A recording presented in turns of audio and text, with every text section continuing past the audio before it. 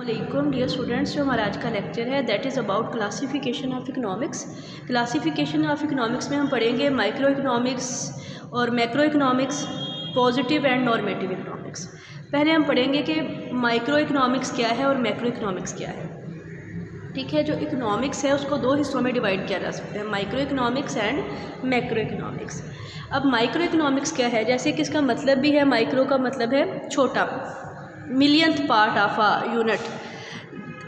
Microeconomics theory deals with that part of economics theory which deals with individual units of the economy like consumer, firms, factors of productions.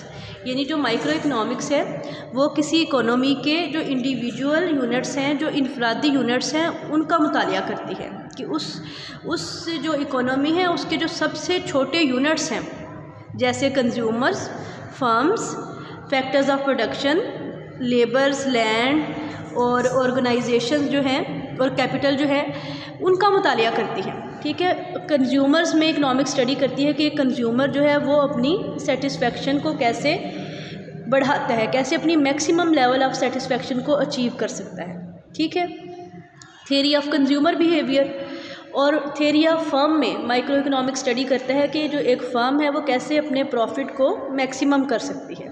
ठीक है, फिर factors of production की जो theory है उसमें ये देखा जाता है कि जो मुख्तलिफ फैक्टर्स ऑफ प्रोडक्शन है उनका जो रिवार्ड है, जो उनकी पेमेंट है, वो कैसे डिटरमिन होती है। ठीक है, और उनके जो फैक्टर पेमेंट्स हैं उनमें डिफरेंस कैसे आता है। ठीक, तो जितने भी हमने पढ़े हैं consumer, firm, factors of production, इन सब में देखा जाए तो कंज्यूमर और फर्म्स ख़ास तौर पे इनका ताल्लुक है कि कैसे कंज्यूमर और फर्म्स दोनों अपने स्कार्स रिसोर्सेज को मैनेज करते हैं to achieve their maximum wants, to fulfil their maximum wants. ठीक है, जब स्कार्स रिसोर्सेज की मदद से ज़्यादा से ज़्यादा ख्वाहिशात को हम पूरा कर लें और मैक्सिमम वांट्स को हम पूरा कर लें तो फिर हम कहते हैं कि हमारी जो सेटिस्फेक्शन है वो मैक्सिमम हो गई है। ठीक है, तो माइक्रो इकोनॉमिक्स में हम स्टडी करेंगे इंडिविजुअल यूनिट्स को, थ्योरी ऑफ फर्म पढ़ेंगे, थ्योरी ऑफ कंज्यूमर बिहेवियर पढ़ेंगे, theory of factor of production पढ़ेंगे। ठीक है, तो मैक्रो इकोनॉमिक्स, मैक्रो का मतलब है बड़ा, एज ए होल, इसमें हम इकोनॉमी को एज ए होल पढ़ेंगे कि कोई जो नेशन है वो कैसे अपनी इकोनॉमी को रन करती है। ठीक है, मैक्रो इकोनॉमिक्स जो है deals with the aggregates of the economy. ठीक है, ये इकोनॉमी को एज ए होल यानी नेशनल लेवल पे स्टडी करती है। It studies economy as a whole and its major aggregates. ठीक है, जैसे इकोनॉमी है पाकिस्तान, तो what is the its aggregate level of income, यानी पाकिस्तान के जो लोग हैं उनकी कुल कौमी पैदावार कितनी है। ठीक है, उनका कुल कंजम्पशन लेवल कितना है, एग्रीगेट कंजम्पशन कितनी है, एग्रीगेट सेविंग, पाकिस्तान में टोटल जो सेविंग्स हैं वो कितनी है, और टोटल जो इन्वेस्टमेंट है, एग्रीगेट इन्वेस्टमेंट, वो कितनी है। ठीक है, एग्रीगेट इनकम रेट क्या है, एग्रीगेट ग्रोथ रेट क्या है, एग्रीगेट प्राइस लेवल क्या है, एग्रीगेट इन्फ्लेशन रेट क्या है। ठीक है, ये इकोनॉमी की किसी भी जो इकोनॉमी है उसकी कारकर्दगी को, उसकी परफॉर्मेंस को हम पढ़ेंगे मैक्रो इकोनॉमिक्स में। ठीक है, मैक्रो इकोनॉमिक्स जो है वो इकोनॉमिक्स ऑफ एग्रीगेट्स है, जिसमें हम किसी भी इकोनॉमी की जो परफॉर्मेंस है उसको पढ़ेंगे। ठीक है, इसमें हम मुतालिया करेंगे कि कोई इकोनॉमी जो है वो उसका लेवल ऑफ इनकम क्या है, उसका लेवल ऑफ सेविंग क्या है, उसका लेवल ऑफ कंजम्पशन क्या है और कैसे हम इसको बूस्ट कर सकते हैं। ठीक है, माइक्रो में हम पढ़ेंगे किसी इकोनॉमी के इंडिविजुअल यूनिट्स को सेपरेटली। ठीक है, फर्म को हम सेपरेट पढ़ेंगे, कंज्यूमर्स को हम सेपरेट पढ़ेंगे, और मैक्रो में हम इनको एग्रीगेट पढ़ेंगे। ठीक है, कि कंज्यूमर्स का एग्रीगेट लेवल ऑफ कंजम्पशन क्या है। ठीक है, फर्म्स का, मुख्तलिफ जो फर्म्स हैं उनका एग्रीगेट इन्वेस्टमेंट लेवल क्या है। ठीक है, और मुख्तलिफ जो कंज्यूमर्स हैं उनका एग्रीगेट सेविंग्स क्या है। ठीक है, माइक्रो में हम जो इकोनॉमिक एजेंट्स हैं, जो इकोनॉमिक एक्टर्स हैं और जितने भी फैक्टर्स ऑफ प्रोडक्शन हैं उनको हम सेपरेटली स्टडी करेंगे, और मैक्रो में हम उनको एज ए होल उनकी परफॉर्मेंस को हम स्टडी करेंगे। ठीक है, this is the difference between micro and macro. ठीक है, अब हम नेक्स्ट पढ़ेंगे difference between positive economics and normative economics. अच्छा जी, पहले हम देखते हैं पॉजिटिव इकोनॉमिक्स क्या है। अच्छा जी, इसकी डेफिनेशन मैं पढ़ती हूँ। Positive economics focuses on facts, किस पे फोकस करती है, फैक्ट्स पे। इकोनॉमी को स्टडी करती है एज इट इज़ स्टडी करती है। ये इकोनॉमी को कैसे स्टडी करती है, एज इट इज़। ठीक है, पॉजिटिव इकोनॉमिक्स फोकस करती है फैक्ट्स पे और इकोनॉमी को एज इट इज़ स्टडी करती है, यानी अपनी तरफ से किसी लफ्ज़ का किसी वर्ड का इजाफा नहीं करती। And cause and effect analysis के ये फैक्ट, इस फैक्ट की क्या वजह है, ये फैक्ट क्यों हुआ, कि रिलेशनशिप को स्टडी करती है और इकोनॉमिक फैक्ट्स को स्टडी करती है। ठीक है, पॉजिटिव इकोनॉमिक्स क्या स्टडी करती है, इकोनॉमिक्स फैक्ट्स को और इकोनॉमिक्स रिलेशनशिप्स को। ठीक है, और अपनी तरफ से कोई इजाफा नहीं करता। For example, what is the rate of unemployment in Pakistan, it's a fact. ठीक है, अनएम्प्लॉयमेंट रेट को हम कैलकुलेट करेंगे, फिर हम देखेंगे कि क्या अनएम्प्लॉयमेंट रेट में और पॉपुलेशन रेट में कोई रिलेशनशिप है या नहीं। ठीक है, रिलेशनशिप है या नहीं, इससे हमारा ताल्लुक़ है। ठीक है, हम नहीं देखेंगे कि हम इसको कम कैसे कर सकते हैं।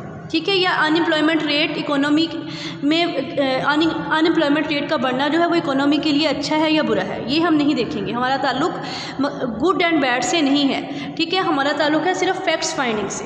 ठीक है, जैसे कि रॉबिन्स ने कहा कि economics is only a science, ठीक है, जो कि फैक्ट्स को स्टडी करती है। तो हमारा ताल्लुक़ भी इकोनॉमिक्स को, पॉजिटिव इकोनॉमिक्स में भी हमारा ताल्लुक़ सिर्फ फैक्ट्स फाइंडिंग से है और कॉज एंड इफेक्ट्स एनालिसिस से है कि what is the unemployment rate in Pakistan, what is the unemployment rate in India, what is the unemployment rate in USA। ठीक है, या फिर हम देखेंगे कि अनएम्प्लॉयमेंट का पॉपुलेशन रेट के साथ, पॉपुलेशन ग्रोथ रेट के साथ क्या ताल्लुक़ है, इन दोनों का आपस में ताल्लुक़ है या इन दोनों का आपस में ताल्लुक़ नहीं है। ठीक है, इट इंक्लूड्स डिस्क्रिप्शंस।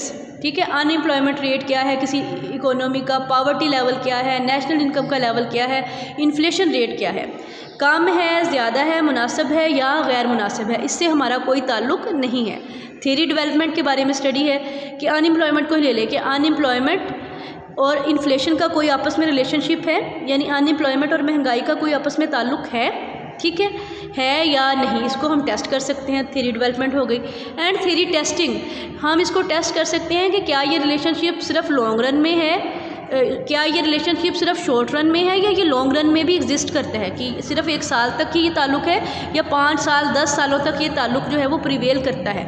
ठीक है, करता है या नहीं करता है। ठीक है, हमारा ताल्लुक़ है फैक्ट्स की डिस्क्रिप्शन से और फैक्ट फाइंडिंग से, यानी पॉजिटिव इकोनॉमिक्स जो है वो फोकस करती है फैक्ट्स के ऊपर, फैक्ट्स की डिस्क्रिप्शन के ऊपर और कॉज एंड इफेक्ट एनालिसिस के साथ। ठीक है, गुड एंड बैड, प्रॉपर और इम्प्रॉपर, इसके साथ पॉजिटिव इकोनॉमिक्स का कोई रिलेशनशिप नहीं है। अब हम इसको कंक्लूड करते हैं।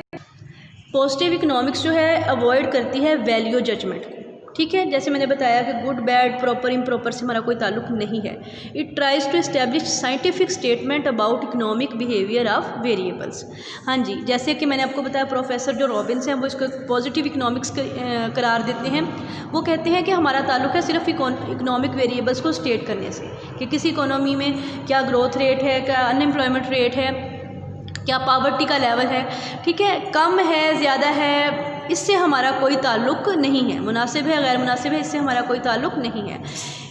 जो पॉजिटिव इकोनॉमिक्स है, it tells only what the economy is actually like, कि आपकी इकोनॉमी की परफॉर्मेंस क्या है, पॉवर्टी लेवल क्या है, अनएम्प्लॉयमेंट लेवल क्या है, नेशनल इनकम का लेवल क्या है, पर कैपिटा इनकम का लेवल क्या है, ये इकोनॉमी की फैक्ट्स को स्टेट करेगी। ठीक है, इसका ताल्लुक़ है फैक्ट डिस्क्रिप्शन से, कॉज एंड इफेक्ट एनालिसिस से। ठीक है, अब इनकी गुड और बैड से और प्रॉपर और इम्प्रॉपर से हमारा कोई रिलेशनशिप नहीं है। अच्छा जी, जो नॉर्मेटिव इकोनॉमिक्स है पॉजिटिव इकोनॉमिक्स के ऑपोजिट है। It involves value judgement about what the economy should be like. ठीक है, ना सिर्फ ये फैक्ट्स को स्टेट करती है, डिस्क्राइब करती है, बल्कि उनका जो क्योर है वो भी पेश करती है। यानी इसकी मिसाल एक ऐसे डॉक्टर की तरह है जो कि मर्ज़ को, जो प्रॉब्लम है उसको डायग्नोस भी करता है और उसका ट्रीटमेंट भी करता है। What policy action should be recommended to achieve a desirable goal? For example, it first find what is the unemployment rate in Pakistan. फिर ये बताएगा कि अनएम्प्लॉयमेंट रेट को कैसे कम किया जा सकता है, how unemployment rate could be decreased, what policy action is needed, what policy action is feasible. ठीक है, इकोनॉमिक प्लानिंग की तरफ लेके आता है जो नॉर्मेटिव इकोनॉमिक्स है। फिर अगर ये बताएगा कि पावर्टी रेट पाकिस्तान में कितना है, अगर ज़्यादा है तो how poverty rate could be decreased. ठीक है, और कौन सी पॉलिसी एक्शंस फिजिबल हैं जो कि जिससे पावर्टी को कम किया जा सके।